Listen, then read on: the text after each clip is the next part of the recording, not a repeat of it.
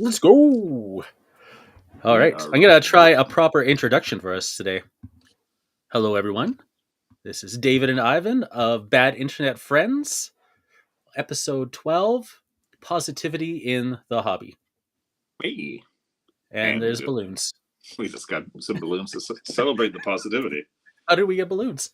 I did the V sign, and that made balloons. Nice. All So right.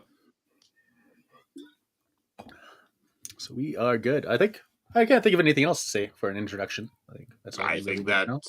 summed it up. Everyone knows who to complain to and why the episode was terrible. Yeah. What else could they need? Um, I guess is so we had come up with the idea that we were going to talk about kind of a fun episode. What's cool about hobby stuff. So Dave is going to talk a little bit about the painting side, I think mostly, Yeah. and I'll talk a little bit about the more the creative side of it. Not that the painting isn't creative, but the part that happens with the keyboard. And we'll just kind of go through it. I guess I don't know that we ever really did on the podcast the how did you start miniatures gaming? Yeah, the How origin did story. I think we've yeah alluded to it, but never like a yeah full origin story episode. yeah I think this is the time they find out how Spider-Man got bit by his mother, and that's how he became Spider-Man or whatever. Yeah. I have not watched Spider-Man in a little bit, so that it may not be how it went. I think it was like Um, that. yeah, I think so. His mother was a spider, right? That's why he's Yeah. Spider-Man. Yeah. So, but why don't you kind of kick off? What got you to miniatures? What was the first? The first thing I ever saw for miniatures was my aunt. I was living with my grandmother and my aunt. My aunt's like 6 years older than me, and my grandpa. We were all together, and she started playing D&D in high school. So that was in the I'm gonna say late '80s, early '90s around. Mm-hmm. And they were playing with miniatures. So she started showing off that she'd been painting, the little D&D guys, the Ralparthas with enamel paints and stuff. And I was super Yeah. jealous. I was like, man, I wish I could paint like that. I don't think Mm-hmm. they're even really good necessarily, but to me as a little kid, it was just mind Yeah. blowing That's the that there's like coolest these thing. little figures and then you paint them. I don't know why, Mm-hmm. but it was as cool Yeah. sounding as D&D was to me. That was before you realized it's all dorks. That's right, yeah. Before abandoning D&D entirely. No Yes. thanks.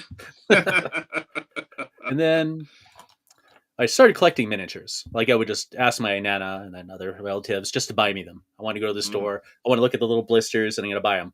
And I just had this giant pile of lead right by my bed. And every once in a while I take it out of the drawer and I just look at each miniature, bend their little Mm-hmm. swords back into place, and dream about the day that maybe someday I'd paint them. Mm-hmm.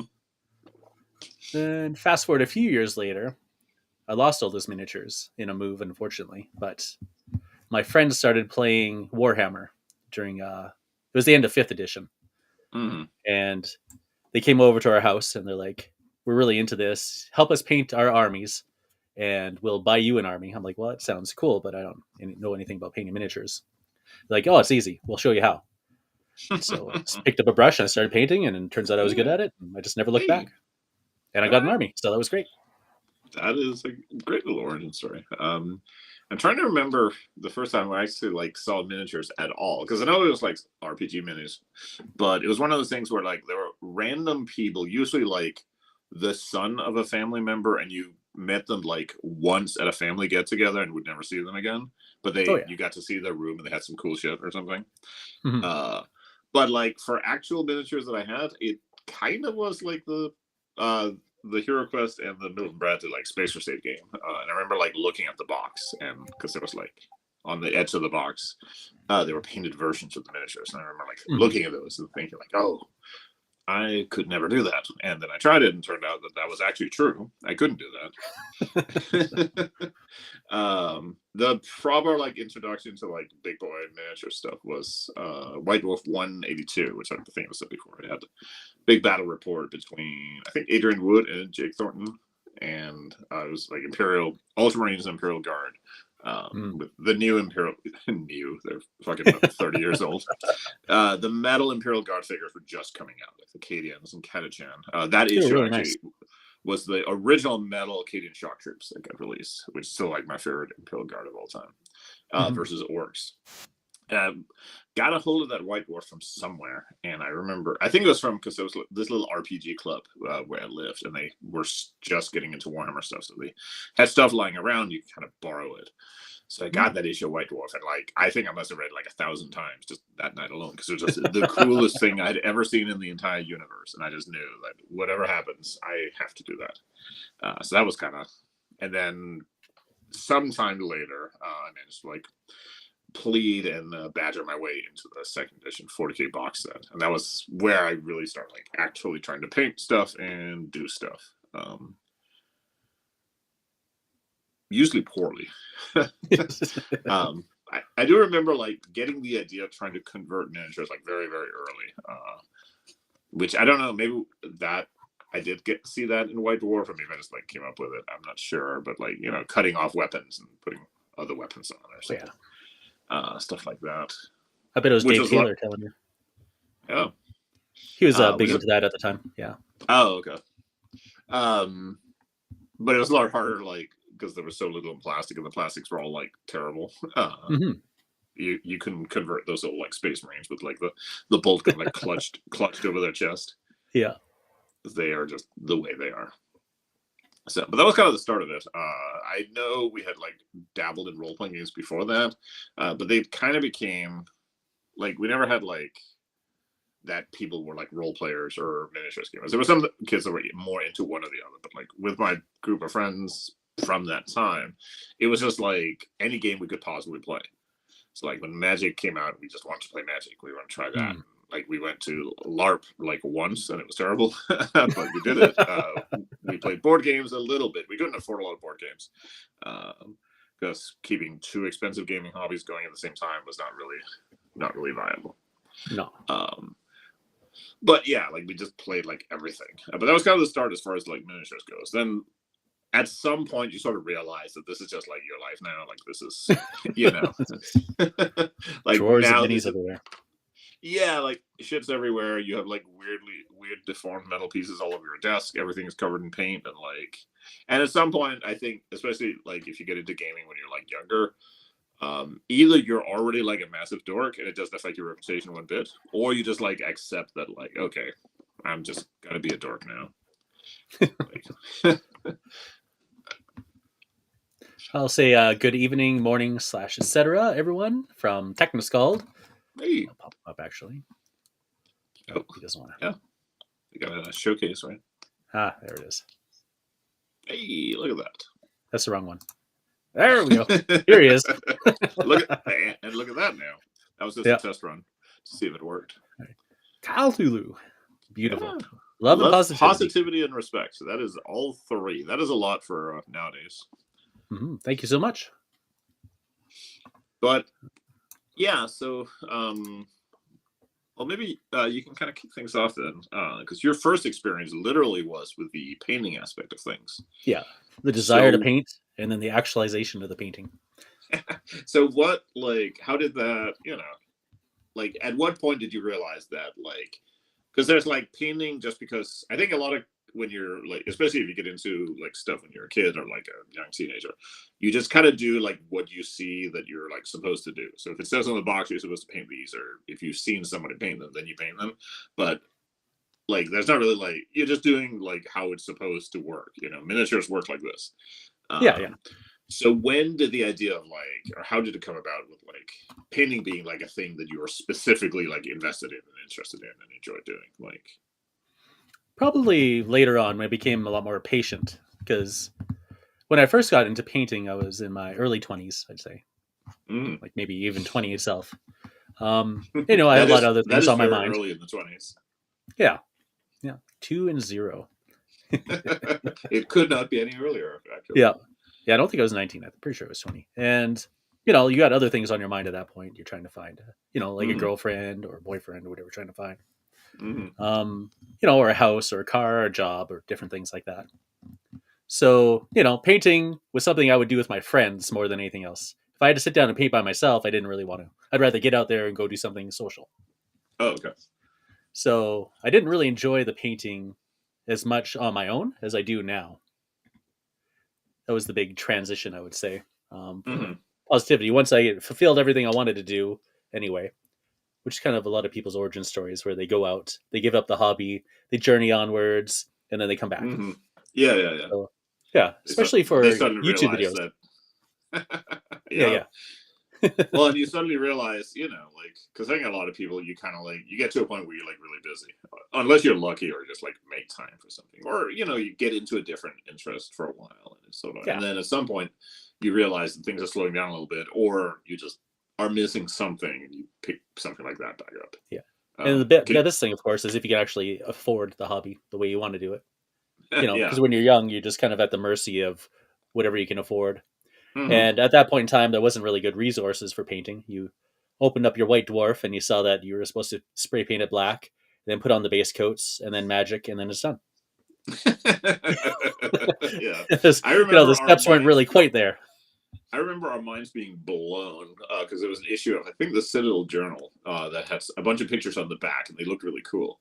And then it turned out the secret to those miniatures was they were base coated black instead of white, and like our heads Hmm. exploded.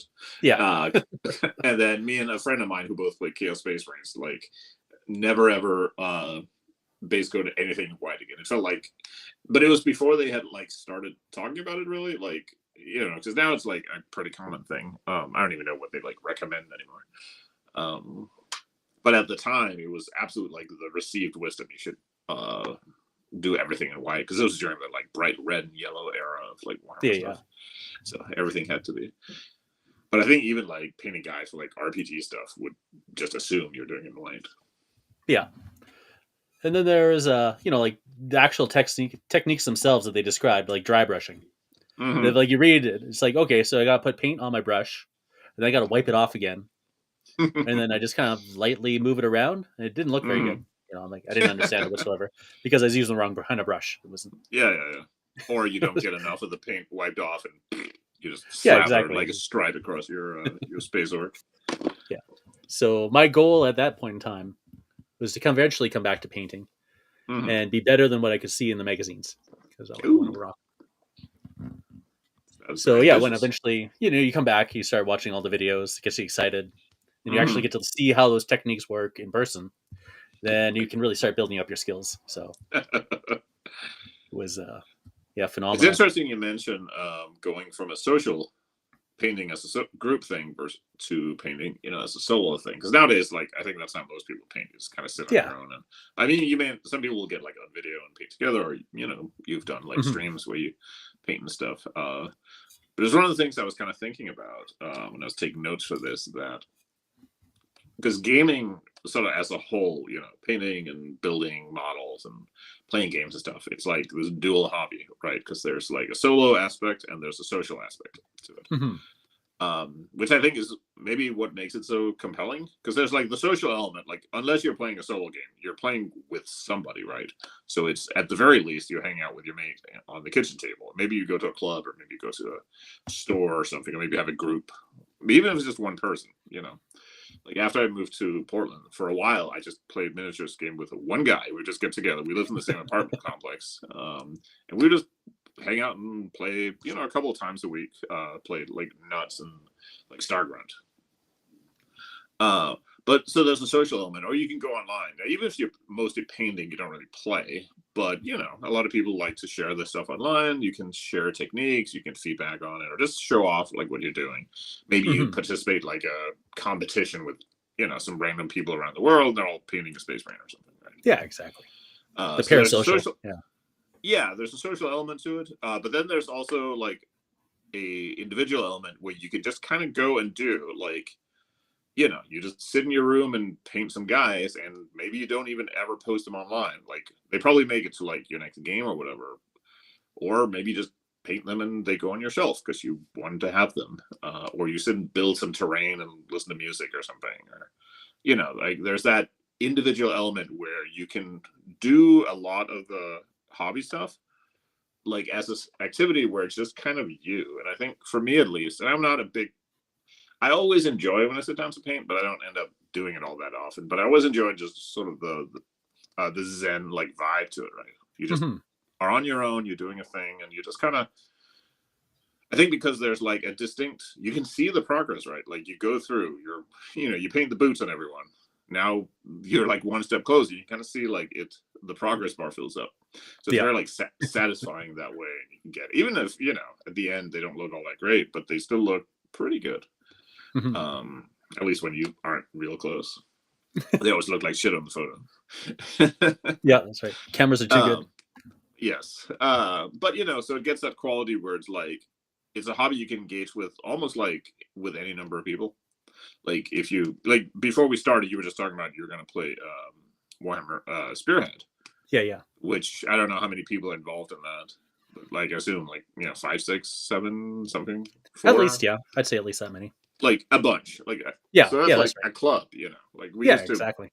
play like 40K tournaments, and we would arrange with like usually like maybe 4, a lot of times like 6 or 7 people. But if you only had like 2 people, you could still play Spearhead. Yeah, yeah. If you have 1, you can play like not that much Spearhead, but you can find something else to play. But it kind of scales like very up and down, which can be very, like a lot of hobbies don't necessarily like board gaming. You can play board games with any number of people, but you can't play every board game with any number of people. Or Yeah. like, a lot of other interests have like very specific, like, if you want to play basketball, there's kind of a certain amount of people you need to play basketball. Yeah. And if you have too So, many, then someone has to sit on the sidelines. It's all sad. yeah, and if you just have yourself, you're not playing basketball. You're just like shooting hoops and Yeah, looking that's right. sad.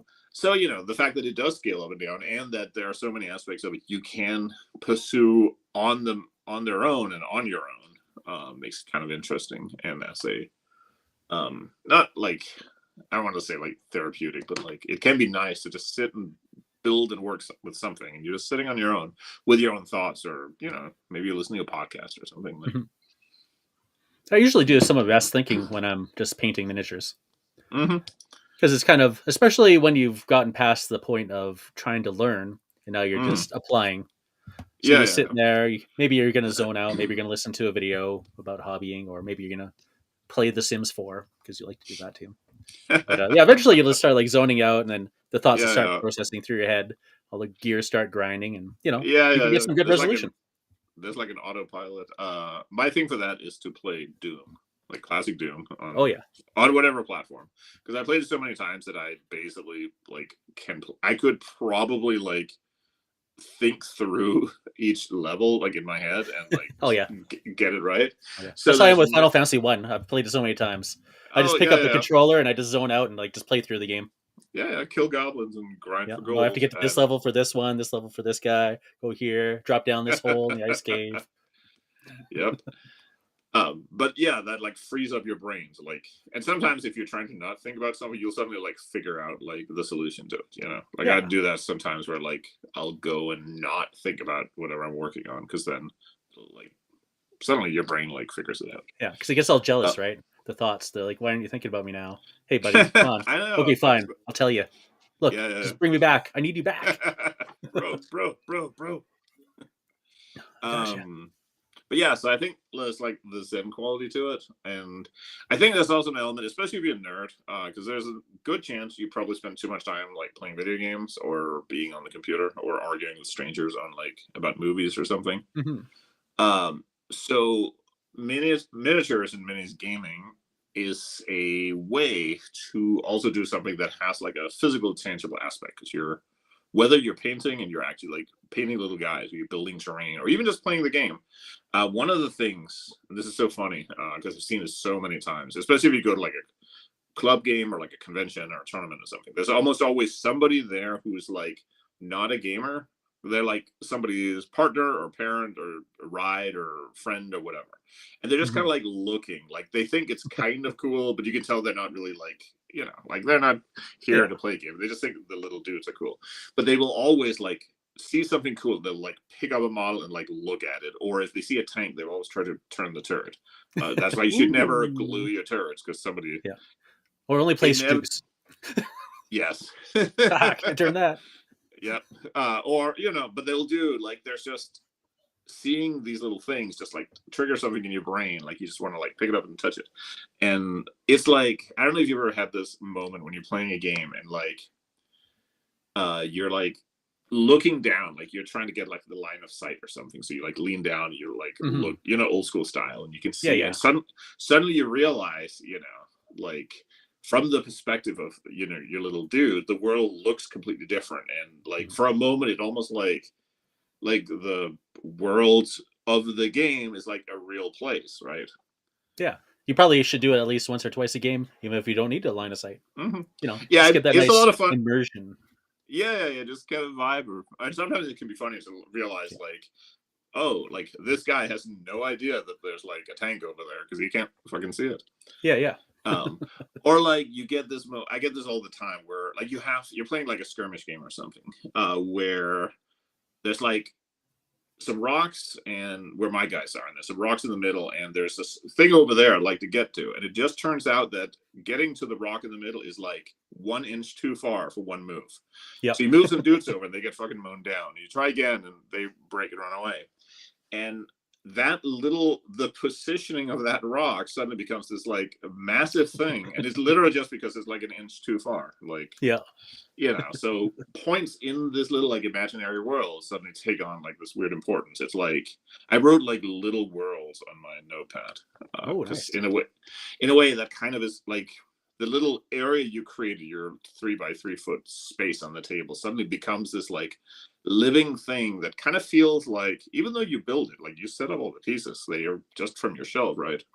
Hmm. But they feel like they have sort of an existence outside of that because they have importance in the game. That's like very weird and abstract, but I think people who are listening will understand what I mean. Yeah. And it is like a very creative thing. It's probably the same as you get if you're building like, like the people who build like model railroads or stuff. They have the same, like they literally create like a little world. Oh, yeah. Or like diorama builders, like you're building, whatever, a tank and like 2 repair guys or something, but it becomes like this little depiction of a world. And like when you're interacting with it or when you're engaging with it, it's real quotation marks. Like you can Hmm. sort of project yourself into it. And I think that's really cool. It's something that you get it obviously also with like role playing games. That's why all the parents got like word in the 80s that all the Yeah, kids yeah, were yeah. like hanging themselves or whatever. But We barely uh, killed our friends. I mean, honestly. I know, and some of those friends honestly kind of Yeah. deserved it. Yeah, yeah, Espen, you were kind of a yeah. dick. But um, yeah, it's just I think that is a really cool. It's one of those like intangible things that's like it's almost like hard to explain to somebody who hasn't seen it or experienced it. Mhm. But everyone who has played a game knows like that feeling of like while you're playing it, it feels like very real. You can like you play BattleTech and like the big fucking like Zeus comes like around the corner and you realize like your little dude is fucked and you're anxiously looking at the board and trying to figure out where you can move to where he can't reach you or Yeah. whatever. Like it becomes real in its own little like self-contained bubble world kind of way. So And it's in the very cool. appropriate way too. So it's not like when you're walking down the grocery store, you're like, oh, if I just put my arms like this and I go, and then everyone's staring at you like you're a weirdo. Yeah, You yeah, know, yeah. I on mean, the you gaming can. table, it makes sense. Yeah, absolutely. Everybody. I mean, you can tell, especially if you go into like a tournament or something. There's always somebody who's like waving their arms around and like gesturing how something just happened, or somebody who's like celebrating a little too hard. We saw one time, and this was the night before the actual tournament. So people had shown up a day early. Were just playing casually. So playing this guy playing Space Wolves, I remember very distinctly. And we played, and he won the game. And I had put all my stuff off to a side. It was like 2 tables. The tables were these. It was kind of a terrible idea because they were like boards laid out on top of a Oh, table. yep. So it was you already know where this is going. So Yep. he does like his victory celebration dance, knees the edge of that, and Oh. the entire army just scatters like a frag grenade.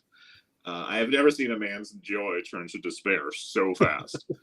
So he managed to get it mostly put back together, Okay. and everyone like who had super glue was lending it to him, but it was pretty brutal.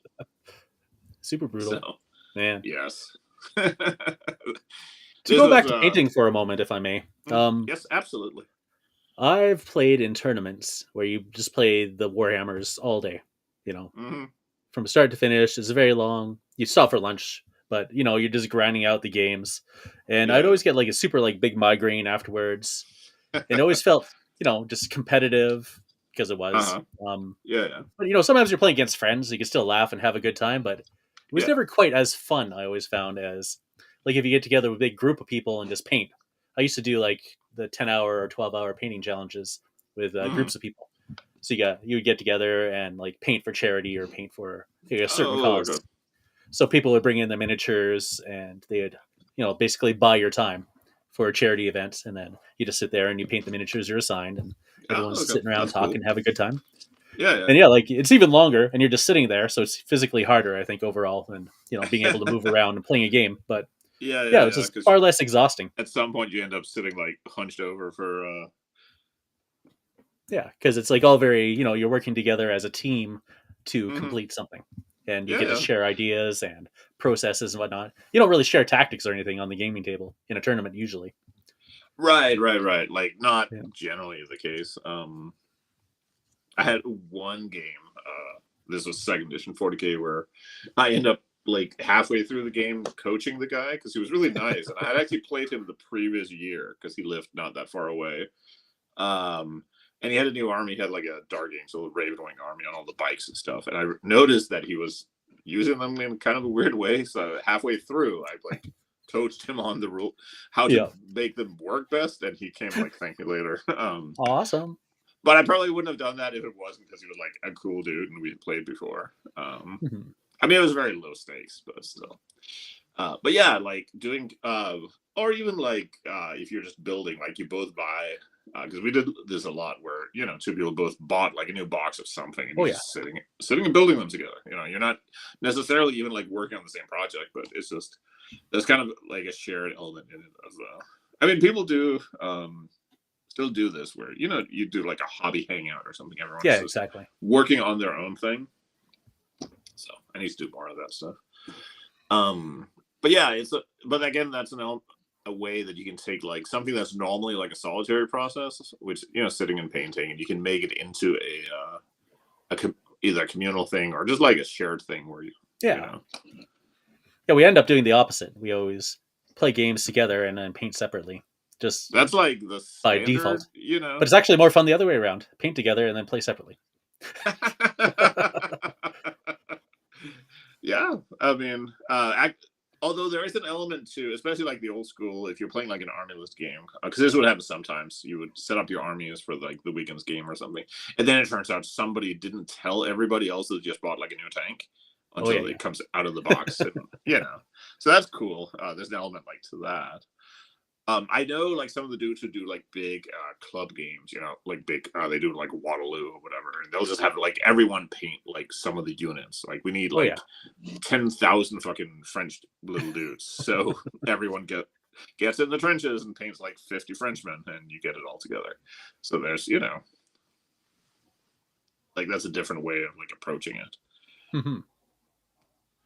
Yeah, army building's tough in the end. Mm-hmm. If you want to play like a big army game, it's a lot of work to do all by yourself. Yeah, I mean, especially when you see some of the ones that are like big exhibition games, like big events and stuff. Some of that is like, you have to Oh yeah. coordinate like 50 people. Like I remember last time you get like 5 people to all like commit to doing one thing and then all do it on Yeah, it's hard. time. Let alone like, but it's also I think there's also like an element of like shared like responsibility to it because like if you're in a group and like there's one guy who paints everything and everyone else paints like a little, you're probably going to paint a little as well, unless you're just like Yeah. really motivated for it. But if you're in a group where like everyone paints their shit, you're not gonna, most of the time people are not gonna want to show up and be like the one dude with like the spray paint army. Yeah, that's right. So there's a little bit of like it's like going to a club, and if everyone dresses nice, maybe next time you wear like the nicer shoes, right? Yeah, yeah, exactly. um an element with painting as well, painting specifically and in a group setting, is also like, because painting is like resource intensive in a way, like, everyone says you don't need that many paints, but everyone accumulates like a giant bucket full of fucking paints. Yeah, yeah, Uh, so like if you can, whether it's brushes or paints or something, like it just makes it a lot easier to like to get stuff done. Because like if you mostly paint like I don't know, like Imperial Guard armies and historical stuff, there might be like entire color ranges you just don't even own because you'd never use them. Like how many reds are you gonna yeah. need? And you unless you play like World War II British or something, or not like Napoleonic British or something. Oh, you could do the little like berets for the paratroopers. Those are red, Oh yeah, right? yeah. So you can still, but you're not going to buy a lot of reds for that one thing. So being able to like share your resource a little bit can also be like really helpful if you have people that you can paint with in person. Oh yeah, definitely. Yeah, the knowledge base is just so much better when you can share. Yeah, like even it's one thing to be able to see online. You get tutorials for a lot of stuff. You can see how people do it, but there's an extra element to it when it's somebody because kind of how they communicate. They know how to communicate it to you, Hmm. or if they can show you in person. Is a whole different degree, and that can go for like other things too. Like modeling style, building terrain, things like that. Like I remember we before I moved to the States, we had built a bunch of like city terrain because this was back when like what's it called, City Fight or whatever. That book came out for 40K. So we decided we were going to make like a whole table with city stuff out of just like styrofoam and stuff. And it was one of Oh those yeah. things where like each of us knew like one element of how to make that work. Oh So yeah. it would have been a massive bitch to do it individually. But between the three of us, we could kind of figure out because one person knew how to deal with the styrofoam without it melting. One person knew how to like get some texture or paint on there. Like, so it was cool. Like we just kind of got to combine it. And this was early enough that like there wasn't that many. I don't know if it was pre YouTube. It very well might have been. So it's a lot harder to find. Like you had to go to somebody's GeoCities page or something and Yeah, yeah. look up some grainy ass photographs that didn't tell you anyway because they didn't upload them in the right order or they left Yep. out like one of them. So yeah, I think there's definitely like an social element to the hobbying part that is both a little overlooked sometimes. People just I think assume you paint on your own, Yeah. but also which is just really cool. It's again a way that you can get something out of the hobby in like an unexpected way or like an indirect way. Yeah, and it keeps you going too. Like when you get to the gaming table and you got your painted army, they got their painted army. You both Mm. fulfilled your gaming contract basically, the Yeah. unspoken rule, and everyone feels good. No Yeah, matter and if it you win looks or nice. lose, you came with your nice painted army. Yeah, and you got them out. There was a post I saw on Reddit like several years ago with a guy who was talking about like our 40K club, and like one of the rules they had was you had to paint your army. That was just it. Hmm. And their whole thing was like they basically like they wanted to spend like they're basically playing for the spectacle. So like they wanted to have like nice terrain, decent armies. The standard because he had a couple of pictures. They were not like masterpieces, but they looked nice. Yeah, Um, and he said like you didn't have to paint like real good, but you did have to paint. And a bunch of people got like really mad about it. Like, well, because people start with all the weird like hypotheticals. I have no arms, no eyes. Like, how can I paint my yeah. armies? Like, well, I mean, I don't know, man. I got eight That's cats in no time. yeah. Like cover the cats in paint and like throw space marines at them. Yep. Like you'll figure it out. You'll get there. The other word I wrote down on my little notepad was story, and I guess that's more connected to like the playing of a game. But games can have you can tell this every time like somebody's telling you about a game they played, unless they're annoying. But like games have this amazing ability to like create stories and create like because we see like a chain of events. Like everyone has like something lucky or unlucky or unlikely that happened in a game they played 25 years ago, Yeah. and they can recite that story like vividly, like literally like moment to moment, because it just stands out so much, like it's burned into your mind that it was like a story element, but it doesn't We really should take much. uh we should talk about these after then. Yeah. These remembered stories. Yeah, we could probably have like an entire nostalgia like bullshit episode. Remember that time? um But you know, and sometimes it doesn't like take very much. Like I remember one time we were playing Starground, and it was literally like not even like some squad had gotten like mown down. There was like two guys left, one of which was wounded. So I moved that dude like with the wounded guy like back into Hmm. cover, and a bunch more shots were fired at them, but didn't hit anybody. Um, and it was just like the squad isn't any use, but I didn't want to lose the last two guys. And when we were going to like get a drink or something, the guy I was playing with said like, you know what, that was like straight out of a movie. I was like, oh my Yeah. god, it totally was. The guy is like bullets flying everywhere and hauling his wounded comrade who's like clutching a little letter to his like space dad and whatever.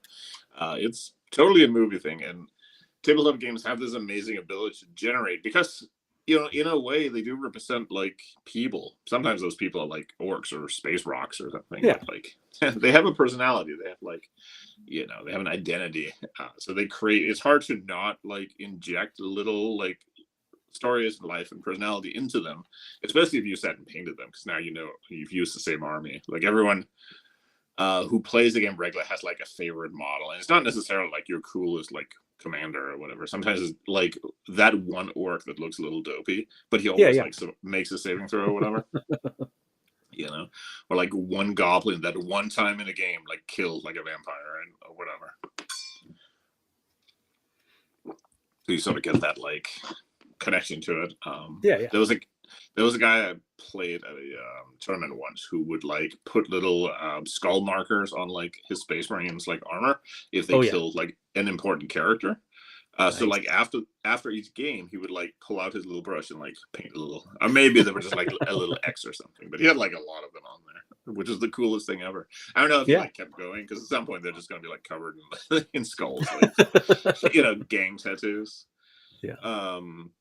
But they were really cool. Like it was just a way of like personalizing it, and that's the thing. Like even if you're not playing like a campaign game, you can still have that kind of story that goes, because you have like you've used the same Space Marine captain in every game, and like he's had great wins and he's had terrible defeats where he just like died instantaneously. That's part of like the story that like that army generates, or that miniature generates or whatever. Yeah. Yeah. The Bedroom Battlefields, their podcast once had because they do call-ins, so people Mm-hmm. can call in, like record a little message about their personal story, and one of them was like, what character do you have that has like this one quirk, and you always bring him to the Oh games, and yeah, like this is your like storied character, just like this. So yeah, everyone's got like their favorite little guy. yeah. No, exactly. And it's often like not even like the coolest dude. I mean, everyone likes like a cool character or something, but Yeah. sometimes it's like a more personal. It's literally just a guy. And it's another thing you can sometimes see when you're playing, especially if you're teaching someone to play games and they're new to it, because they'll like sometimes put way more like effort into little things like positioning their guys right. So you'll see people like turn a guy who's like standing on a corner or something so that the rifle is like up against the Oh yeah, corner or yeah, something, or like make sure everyone's rifles are like pointed so they're not pointing at each other.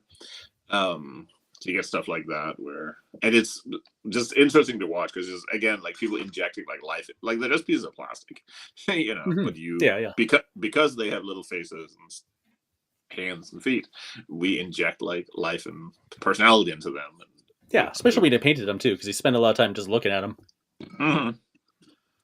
Oh yeah, absolutely. And I find this happens a lot where either you have a set of mini, if they're like old school like metal figures, but you have like a set with different poses and stuff. You'll kind of like pretty quickly find like your favorite guy, Yeah, that's or right. your favorite pose, and you might like take a little extra attention painting him. Or if you built like from a plant, like the War Games Atlantic, like plastic sets or something, you'll kind of have like, oh, okay, this one is like the really cool one, Yeah, because you build it to do something cool. Sometimes it's really simple. It's like you assemble a guy with a rifle, but he's looking like over his shoulder or something. It just looks cool.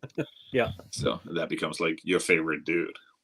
yeah. I had one miniature from my old lead pile from when I was younger, and there's like the guy always like, this is my favorite one. I love this guy. Just Yeah, like yeah.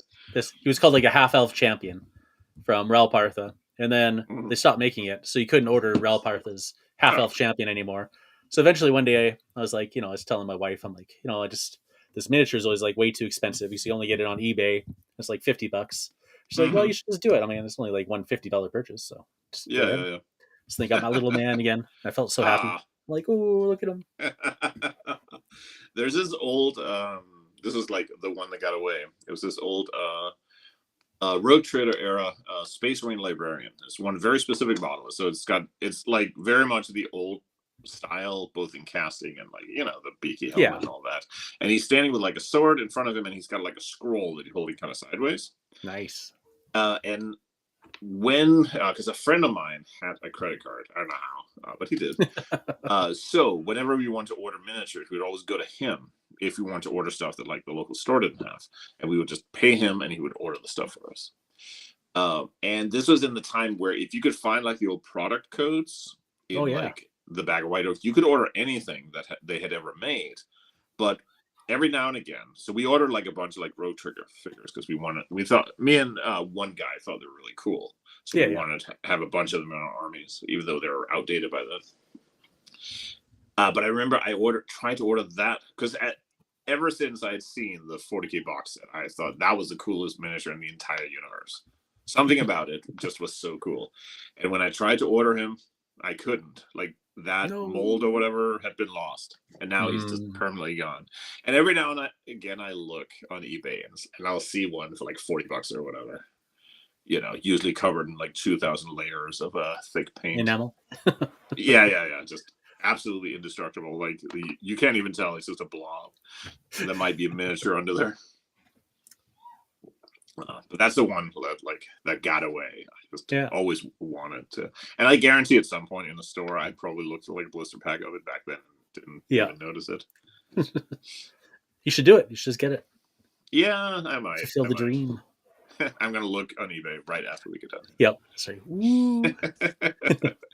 Or you'll The find one. It turns out it's like a Chinese recaster, and he's selling like 200 of the same model. like When I was buying some Eldar to build like a old hammer, like second edition army, there was one guy on eBay who somehow, totally legitimately, I'm sure, had like 12 of the same like X Arch model, like literally the same, which has not been sold for like 20 years. I was like, huh. I'm sure these are definitely not recasts. Although nowadays, like some of the recasts are like almost better quality than the original models were. There was a point in time though where Warhammer was so unpopular that you could just buy droves of it on eBay for super cheap. So, like especially older metal, like it might have just been unloved. So the guy just kept like buying all these lots of stuff and ended up with like 12 X-Arcs for no apparent reason. Yes, some of that stuff. I remember when like the plastic sets really got going. Like for a while, you could get like old metal stuff pretty cheap, and also towards the end of seventh edition, before they announced eight, there were so many people who decided to stop playing. So you could get Mhm. like entire armies for like nothing if you were a Yeah, little patient, or were willing to trade for like 2 copies of Call of Duty or something. that's why I have so many miniatures. Good old seventh. Yeah. So I mean, looking for lots is always a good idea to get some cheap shit. Yeah, every once in a while this Um, will pop up. hmm Oh yeah, I used to have this huge box. Every time I need a mech, I would just get one out of this box. It was like a giant box of like really garbage tier, like Mech Warrior Dark Age figures. Oh yeah, yeah. I'm sure if I wanted to actually play the game, they were all just complete garbage because it was like $30 for this huge box of tanks and mechs. But I just needed a random box of plastic tanks and mechs. So every time I needed something weird, I would just grab into that box and like see what I got. You can do the same for like D&D, the like D&D plastic figures because they used to, I don't know if they do anymore, but they used to have like a game that went with them, and you would Got like one get right the here. box. Just have them Yeah, everywhere. yeah, yeah. There's like billions of those things. They're worth Yeah, nothing. Nobody wants them because they used to sell them in like random boxes, yeah. like they were magic cards basically. I was so excited when they came out. Because I wasn't buying miniatures at the time, but I saw these. I'm like, they're just pre-painted and Mhm. Max. That's awesome. And then I bought them. I'm Yeah, like, yeah. oh, they're not as exciting as I was hoping for, but They were not exactly like not good quality, were they? yeah, yeah. They're like, ah. Some of the guns are kind of bendy. Yeah, they I kind don't of know why like this to. mech is just like a shovel. I remember they did. This didn't last very long, but there was like an Axis and Allies like collectible miniatures game. Hmm. Which I remember at the time thinking this is like the dumbest thing ever because you're gonna get like a T-34 tank and like some French infantry, and like what are you gonna do with that? Like Yeah. nothing. But they also were like the infantry. I remember were literally they just looked like it was just one color and like some wash that may just have been like grease on the floor in like the Chinese shop they were made in, Yeah. and the tanks were like out of scale. Like they were not all like a consistent scale throughout. So like you would have it was garbage. That was like some of the worst. Second worst like pre-painted. I think the worst I've ever seen for like pre-painted stuff was like. Do you remember? I don't remember what it was called now, but there was this um modern warfare game that like Mongoose Publishing put out. It was like the last. It kind of killed miniatures for them. Hmm. The figures themselves were pretty nice, but the paint jobs were just like awful with like googly eyes, and they were just really really bad. Interesting. Yeah, it Modern was. warfare. I don't remember what it was called. It was pretty short lived. It was supposed to be like you had like squads of modern soldiers with RPGs and stuff and tanks, and the rules Okay. were pretty decent. Like people forget Mongoose used to be like big on I like miniatures. Mongoose rules. Yeah, I thought they were really good. Mhm. I played I remember the Judge Dredd. It was really good. yeah, that was like two versions of that. I think there was one Yeah. that was like a lot like playing Necromunda, and that one was really cool. And I think there was a different one that was more just like a normal minis game. I know they had a spaceship one as well, based on Babylon 5, I think. Oh yeah, yeah, I think so. So yeah, Yeah, the Mongoose was. Starship Troopers. I never played it, but it looked really cool. Oh yeah, that was like big. I literally have never spoken to a person like face to face who played Starship Troopers, but like that was pretty big. They had like tournaments and everything. Hmm. But I guess it could only like go for so long. Yeah, yeah. And it was done. That is another thing that, especially like um, for me, like growing up in Denmark, where we were exposed to all kinds of stuff like that, but like we only got like a little bit of it. So like discovering things, and I still like this. Still hits me a lot. Is I love like discovering games and Oh yeah. finding games and I know people who get the same but for miniatures like if they find like a new range of figures and they have like space elves on dinosaurs or something that's like Yeah. the best thing ever um because I remember one thing was when I was this is when we first started getting access to the internet, and at some point I realized that there were people who played miniatures games on the internet, like oh my god. uh so you go online and you want to tell them about your cool Warhammer army. Then it turns out they're playing games you've never even heard of. Like, Hmm. so I would like write out like lists of these games that I heard about, and then like I would go down to the local gaming store and ask if they could order the books for me, and the answer was always no. They couldn't No. order shit. Um, I remember like despairing, trying to get a hold of a copy of Stargrunt because for some reason, even though it was from the UK, like no Danish gaming store could like order from like none of them, just because it was all based on like what their specific distributor would like, which companies they worked with. Yeah. So like our local store was like full on like Void and Warzone when those games were going, but other stuff, yeah, it was just impossible. And we didn't have a credit card, and we didn't have any way of ordering stuff from like the UK or whatever. Did you ever play Void? Yes, but only like this much. Okay. I still So love we those miniatures. I the love them. minis are great. Some of them are really cool and like really unique as well. The aliens are Hmm. really cool. We played Warzone pretty heavily, and when that went away, we were kind of casting out for something different to do, and so were the people who like made Void because Void was essentially like Warzone mixed with 40k.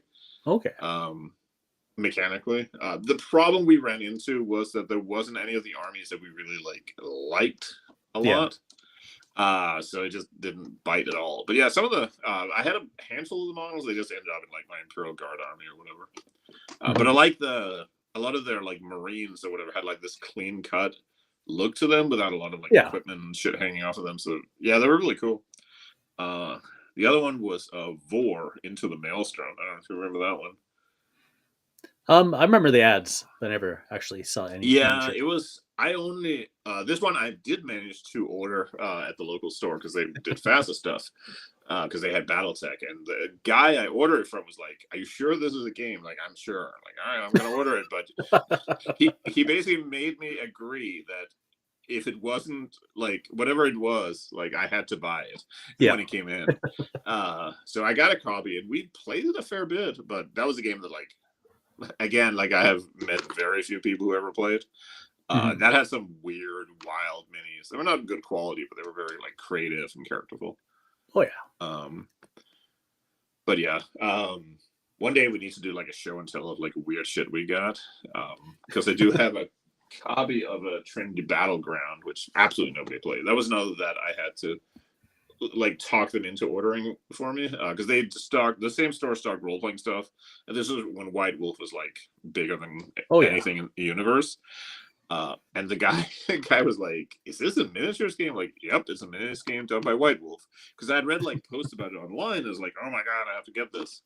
And absolutely, like it was only on the market for like a very short time because White Wolf didn't know what to do with it, and their audience had no interest whatsoever in minis, so it didn't go anywhere. But I had a copy, still have a copy. Yeah. It's like sometimes D&D tries to do like war games for some reason. Yeah, they've Just tank. tried to bite that apple a couple of times. It just kind of doesn't go anywhere. But you know, at some point it'll be time to do it again. Yeah, the last one they did, I think it was like a warband skirmish game, and it was so expensive.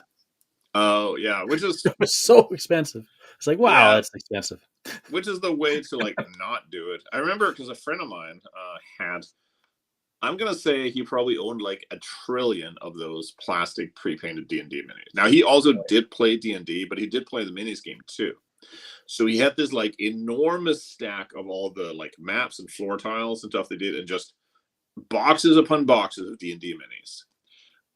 And for a while we would kind of muck around with because it was just like a point space. You had like cards for units that had the points. You just added them up. But Yeah. for a while we would try to create like little like okay, you take a bunch of gnolls and I'll take a bunch of elves and we'll set them up in like a forest or whatever, and try to like make something a little more interesting out of it. Which was fine. Like that was a cool way of. He was one of those dudes who always like he was kind of curious about minis gaming, but he was mostly a RPGer. Okay. Yeah. So sort of adjacent.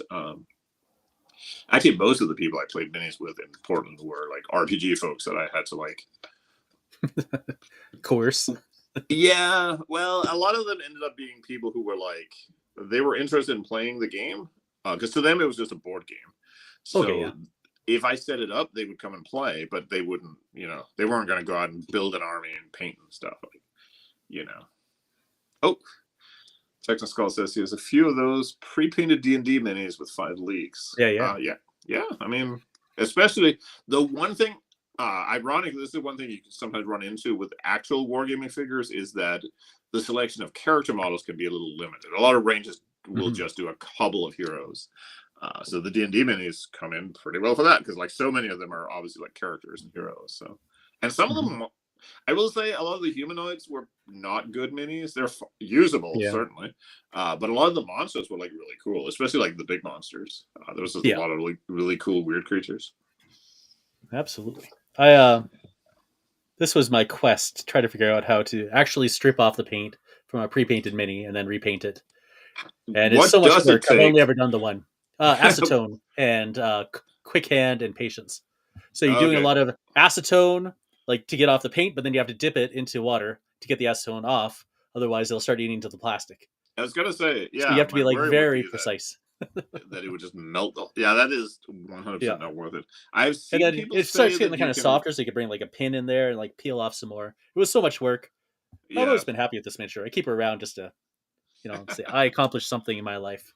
I yeah, got rid yeah. of that pre-painted mini and then repainted it. They are also like weird. Like I know people will try to like touch them up or improve the paint jobs, but like some of them are like I don't know if it's like coated in something. It gets 'Cause sometimes, thick. It gets thick in there. yeah, maybe that's what it is. It's like an armored shell. Yeah, yeah. Just Once you start going in with acetone, you could be amazed by how much detail they actually originally had. It's Wow. like underneath there is a decent miniature that they just gunked up. Yeah, yeah, yeah. But they with are pretty immortal much paint. indestructible. I don't think I've ever Yep, seen one of those like have paint chip off. It's it's like, impossible. Yeah. yeah, it's always as good as the. I think I've told the story before. My first Blood Bowl team I painted was the Orc team from the second edition or third edition plastic box set. Oh yeah. And the only thing I had was enamel. So I painted them. I think they may have had like 4 colors in each because remember I painted the like tunics or whatever red. I painted the flesh green, and then I think I had a black for like their little helmet and their boots, and that was it. They may only have had 3 colors on them, but I was very like meticulous, and so the Yeah. lines were nice, and they were absolutely like indestructible. Like I used to have that team rattling around in my backpack because we would go to somebody's house after school to play Blood Bowl, and they never chipped off. Like those miniatures were just you could not damage them. Mhm. So they are probably still. I don't know where they may be today. Probably an eBay auction in Denmark somewhere, but they probably still have the same layer of paint on them that I put on. I have an adjacent story because you use enamel on metal. They're very durable. Mm-hmm. But even back in the day, the lead they used was actually better for painting on. Hmm. So it had a less chance of a chipping because the paint it was like a little more porous. And first, Interesting. apparently, like GW America switched to a different metal. Mm-hmm. So if you ever look at an old GW Mini and it has kind of like a weird tarnished look to it, that means it came Uh-huh. from America. It was produced in Oh, America. okay. I have But then they seen like just those. switched like all to the white metal, and Yeah, that's yeah, yeah. when like it just became so difficult to try to find the right kind of primer to put on the minis so that the paint didn't chip off super easily. Interesting. I never knew Yeah, that. See, that is the other thing about gaming. You can learn like weird things about physics or other random topics. yeah, I, exactly. I I learned saw a that from our thread. local gaming group, so there we go. Hey, there you go. I saw a thread a while ago with somebody who had actually like tested a bunch of like humidity and temperature levels and see if it's true that you can't prime in like the cold or the wet or whatever. Okay, yeah, And I don't remember all of it, but the conclusion was basically like if you really need to, you actually totally can. You just have to like adjust your thing a little bit. yeah, Um, so you can just go out and prime your shit. just do it. But that dude learned something about physics and or chemistry, I guess. Yeah, So and you can variables. learn real life skills from gaming. Oh, I have something cool. I'll show you on camera Mm. for the people. This is a 3D printed BattleTech Mini that my LGS was selling. Oh, And the cool thing is that this is actually my LGS. oh, that's amazing! So you can actually Yeah. I battle. had like the little logo here is like their store logo that's out there Oh, on that the. is amazing. Yeah. So I thought So that was really cool. that should totally be like an objective. Yeah. Yeah. It's BattleTech scale. So, you can Yeah, do yeah. a 6 millimeter love with it. So cool. Although now you'll feel bad if somebody like jumps on it with like a mech or something. Yeah. Don't. Not the historical section. They can step on the card spot. It's okay. Yeah. You can Yeah, destroy the yeah, yeah. magic. So you can add like a little section of goblins in that area. I will also say this: while nerds do have a reputation for not being necessarily the cleanliest people in the world, in my experience, wargamers or minis gamers are typically not as gross as going to like RPG conventions or Magic the Gathering tournaments. Um, Now, it does mean there has been some stinkers, but in my experience, a 40K tournament or like Historicon or something is a less gas mask inducing incident than going to like other types of gaming events. So, I I don't guess know it what makes it sense is. because we all peer pressure each other all the time, right? Paint your minis, put on your deodorant, Yeah, yeah, take a yeah. Like, shower. remember 4 colors on each mini, and One on each armpit. yeah, I mean, worst case, you can use the primer can. It'll be fine. That'll keep you go. That'll keep you going for a long, difficult tournament. Yep. Seals in the freshness. So um, but yeah, I guess we're kind of running up on our time slot. Yeah. I think we're chock full of positivity.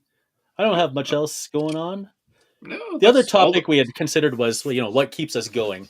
So we could Mhm. wrap up with that, like what keeps you going in the hobby? besides money and Yeah. fame. Besides money and fame, Yeah.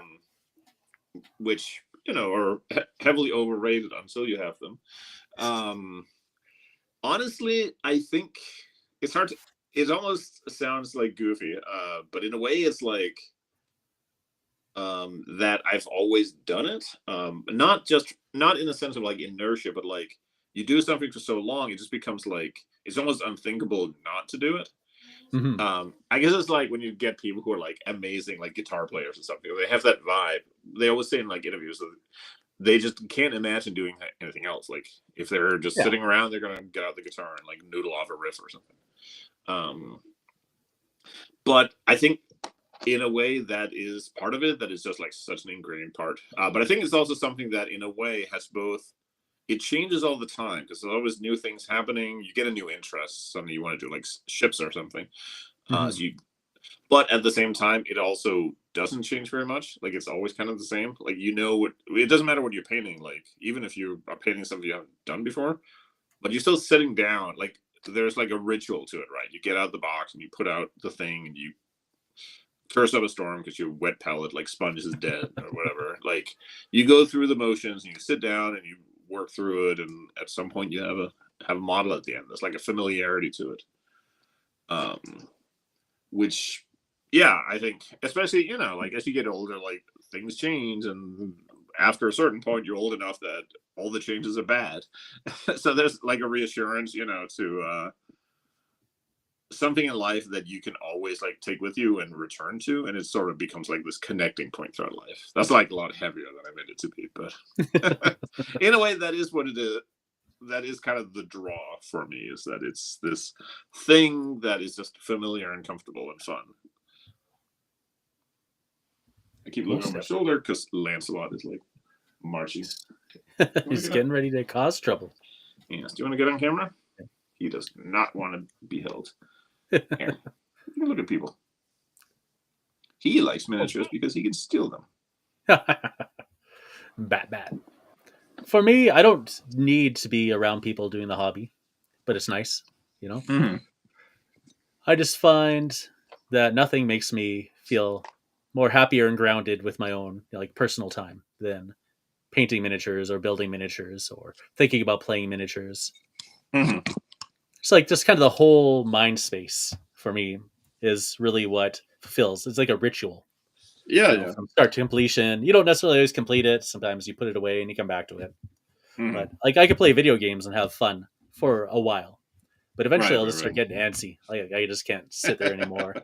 I start getting like this existential dread when I play. I don't know I what it think is. part of Like it. I think actually part of it, I would bet, is that it's not video games aren't like physical or tangible. Like holding a yeah, controller doesn't really like count compared to handling something that's a real object that you're working and interacting with. yeah. I would almost bet, because it's the same thing that like if you go like work in the yard or something, if you have a yard, even if you're not Hmm. like into yard work, but it feels kind of good to just go and do it and like rake or something. Yeah. Um, and I think miniatures and tabletop stuff has that same quality where it does have a physical element to it. Yeah, because I can remember things in video games, like very memorable moments, but Mm-hmm. just not. Yeah, it's just not the same. No, it's um at the risk of being like a little pretentious, it almost has that feeling, because I have the same thing. There's a lot of video game moments that I remember very clearly and vividly, even from games Hmm. I really enjoyed. But they always have this element of like not feeling real in the way that something that happened in a tabletop game does. And I think if you're like a long-term tabletop gamer, you kind of know that quality, or you like understand what I'm talking about. Yeah. That there is like a heightened element to those things.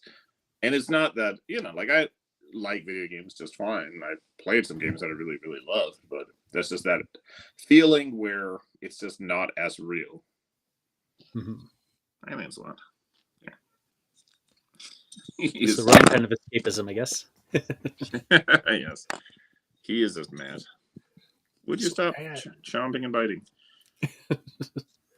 But All right. man. Well, I guess All that right. concludes our time today because Lancelot says so. Yes, Lancelot is like, you're done. It's my Yeah. turn. You I need to play on the guys. phone.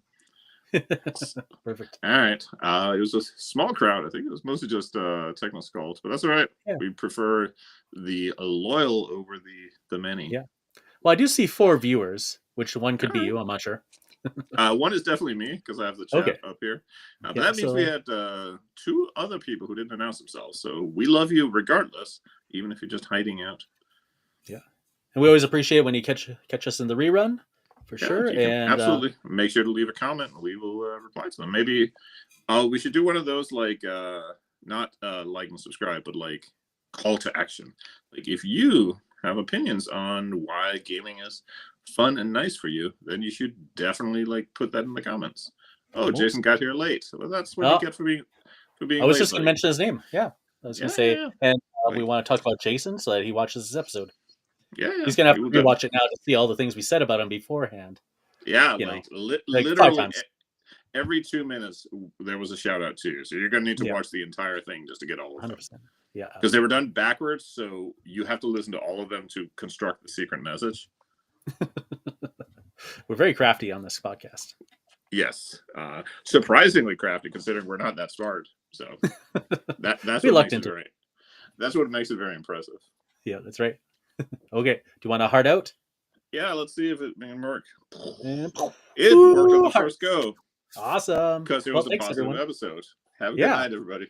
take care. Bye bye.